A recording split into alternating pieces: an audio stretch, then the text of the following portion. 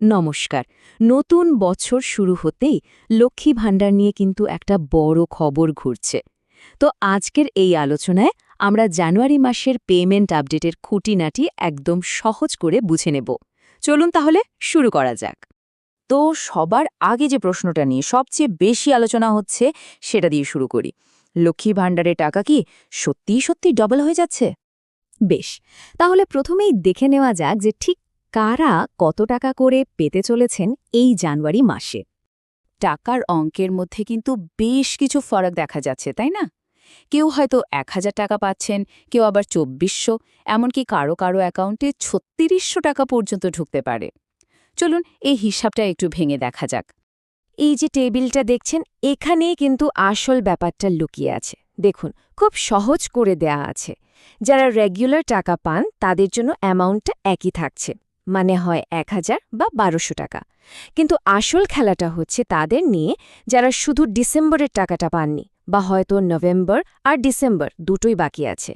তাদের ক্ষেত্রেই টাকার অঙ্কটা বেড়ে যাচ্ছে। আর এখান থেকেই সবচেয়ে জরুরি প্রশ্নটা উঠে আসছে যে টাকার পরিমাণে এই তফাৎটা আখের হচ্ছে কেন? কেন কেউ বেশি পাচ্ছেন আর কেউ কম?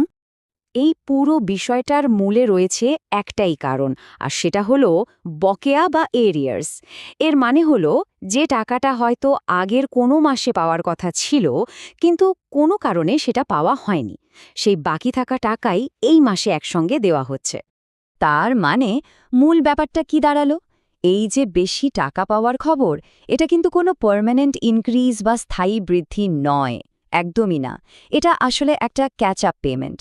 মানে যাদের নভেম্বর বা ডিসেম্বরের টাকাটা কোনো কারণে বাকি পড়ে গিয়েছিল, তাদের জানুয়ারির টাকার সাথেই সেই বকেয়াটা মিটিয়ে দেওয়া হচ্ছে। ব্যাস এইটুকুই। আর এই হিসাবটা দেখলে পুরো ব্যাপারটা জলের মতো পরিষ্কার হয়ে যাবে। ধরুন কেউ যদি সর্বোচ্চ ৩৬০০ টাকা পান, তার মানেটা কি? এর মানে হলো তিনি জানুয়ারি মাসের ১২০০ টাকা তো পাচ্ছেনই, তার সাথে ডিসেম্বরের বকেয়া ১২০০ টাকা এবং নভেম্বরের বকেয়া ১২০০ টাকাও পাচ্ছেন। এই ৩টে মাস একসাথে হয়েই মোট ৩৬০০ টাকা হচ্ছে। বেশ, টাকার অঙ্ক তো বোঝা গেল, কিন্তু সবচেয়ে বড় প্রশ্ন হলো এই টাকাটা অ্যাকাউন্টে ঢুকবে কবে।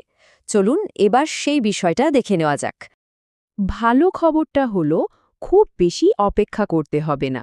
যা জানা যাচ্ছে তাতে জানুয়ারি মাসের প্রথম সপ্তাহের মধ্যেই টাকা ব্যাংক অ্যাকাউন্টে ক্রেডিট হয়ে যাওয়ার কথা। তবে হ্যাঁ, একটা বিষয় কিন্তু মাথায় রাখতে হবে। টাকাটা হয়তো সরকারের তরফ থেকে প্রথম সপ্তাহে রিলিজ করে দেওয়া হবে, কিন্তু অনেক সময় ব্যাংকিং সিস্টেমের কিছু সমস্যার জন্য অ্যাকাউন্টে ঢুকতে কিছুটা দেরি হতে পারে। এটা কিন্তু পুরোপুরি ব্যাংকের উপর নির্ভর করে। ঠিক আছে, তাহলে আলোচনার একেবারে শেষ পর্যায়ে চলে এসেছি। চলুন পুরো বিষয়টার সবচেয়ে গুরুত্বপূর্ণ পয়েন্টগুলো আর একবার ঝালিয়ে নেওয়া যাক। তাহলে মূল কথা হলো তিনটে। প্রথমত, টাকা কিন্তু সবার জন্য ডাবল হচ্ছে না। বেশি টাকাটা আসছে বকেয়া বা এরিয়াস থেকে।